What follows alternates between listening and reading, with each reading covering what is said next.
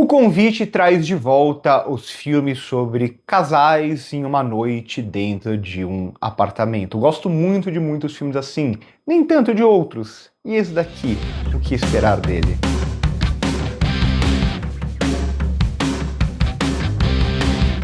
Olivia Wilde retorna para a direção para o que é para mim o melhor filme dela até agora. O Convite é um filme que ele vai remeter, como eu disse, a muitos outros filmes. Ele é quase um subgênero, né? Essa lógica dos casais, da DR dentro de um mesmo apartamento, dentro de uma mesma casa, o filme inteiro durante uma noite, né? Então a gente vai ter isso em filmes, por exemplo, vai remeter muito a filmes do Bergman, como Cenas de um Casamento, ou com certeza a Quem Tem Medo, da Virginia Woolf.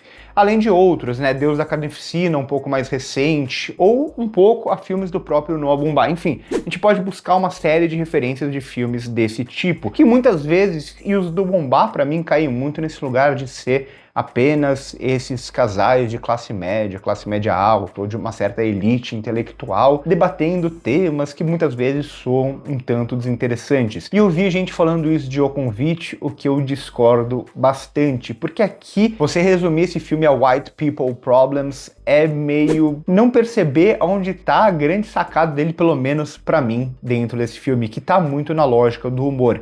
É difícil falar sobre ele sem falar sobre o texto, sem falar sobre o que vai acontecendo na história, né? Ficar restringido, esse não spoilers que o YouTube e o público do YouTube espera muito. Mas tudo bem, vamos lá, eu sei que muita gente não sabe ainda se vai assistir esse filme ou não, vou comentar um pouco sobre ele de uma forma um tanto mais geral. É um filme que eu não curto tanto como ele se inicia em termos de estética mesmo, né? Principalmente quando a trilha sonora sobe demais para tentar marcar o que está acontecendo dentro daquela cena entre o casal principal da Olivia Wilde e de Seth Rogen. Inclusive aqui o quarteto central eu gosto muito dos quatro, principalmente da Penélope Cruz, e o Edward Norton também tem uma sacada que esse casal, quando ele entra, meio que reconfigura tudo, e eu acho os dois muito bons dentro do filme. Mas esse início em si, ele parece meio que quase que um protocolo para o que o filme realmente se interessa. Então eu não gosto tanto como ele se inicia e como ele fecha, em certo sentido, não me incomoda tanto, mas eu acho um final também um pouco preguiçoso. Mas o que vem nesse meio do caminho, que é o filme em si, é para mim onde está o seu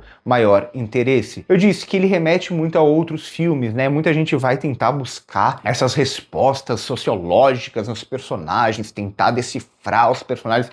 E no final eu acho isso uma grande bobagem. Eu acho que é até contraproducente aqui você comparar ele com Quem Tem Medo, de Virginia Woolf, com os filmes do Bergman, porque aqui a intenção é muito mais satírica a esses personagens, a esse estilo de vida, do que você aprofundar esses... O filme faz isso um pouco, ele tem um interesse nos personagens que eu acho bom, sim, ele tem, mas ele tá muito mais tirando sarro dessa certa elite intelectual que parece que não tem problemas reais na vida, do que exatamente se identificando completamente com os problemas deles como se fossem os maiores problemas do mundo. Sim, tem um debate sobre relacionamento, sobre sexualidade e por aí vai, mas no final o que vale muito mais nesse filme é o timing de humor que a Olivia Wilde busca, justamente dessa ridicularização, na maioria das vezes mais sutil, que não é só para os personagens. E aí, para mim, tá a grande sacada quando o filme ele começa a falar de fato sobre sexo. É um filme, e o jogo de câmera aqui é muito bom, né? Quando a trilha sonora começa a sumir e o som ambiente,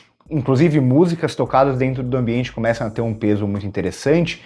Mas o jogo de câmera da Olivia Wilde é muito bom em buscar essas reações, em saber para quem direcionar a câmera em qual hora, né? Então, quando deixar um personagem, a gente vê no início principalmente, Seth Rogen e a Olivia Wilde são um casais, só que eles nunca são vistos juntos no plano, enquanto sempre que a Penélope Cruz e a Edward Norton são filmados, eles são filmados juntos. Isso diz muito, né, sobre os personagens.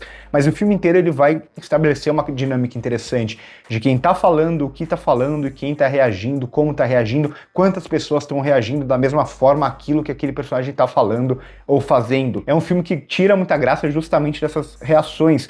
Ele não precisa parar pra gente rir da piada, só que só essa troca de quem a gente tá olhando já é muito eficiente nesse sentido. Só que, voltando ao que eu falei é um filme que eu acho que ele não tá a graça dele apenas em tirar sarro desses personagens, até porque ele compra muito dos personagens, ele é um filme que gosta de seus próprios personagens, e isso eu acho bom. A gente vive uma era muito da sátira em que você simplesmente ridiculariza os personagens e isso é a piada em si e por aí vai, o que a maioria das vezes eu acho meio bobo. Acho que a graça está justamente em quando você gosta ou quando você se interessa por aqueles personagens e ainda assim você consegue rir com eles ou rir deles. A Penélope Cruz em si é a personagem que o Edward Norton um pouco também, mas principalmente a Penélope Cruz é essa personagem que a gente ri muito com ela parece que ela tá se divertindo muito com aquela situação. E aí, pra mim, o ponto central desse filme, que é um filme que fala muito sobre sexo, sugere muito sexo, mas não de fato faz sexo. É um filme que ele tá provocando muito esse espectador, ele tá provocando muito esse momento contemporâneo do cinema em que o sexo é um tabu, mais do que isso. O sexo gera desconforto. Essa é a grande graça do filme. E quando ele passa a trabalhar o humor a partir disso, a partir dessa sugestão sexual que nunca acontece de fato, digamos assim, ou daqueles personagens, quando ele coloca o espectador como aquele casal do Seth Rogen e da Olivia Wilde, é onde o filme, pra mim, ele brilha muito mais.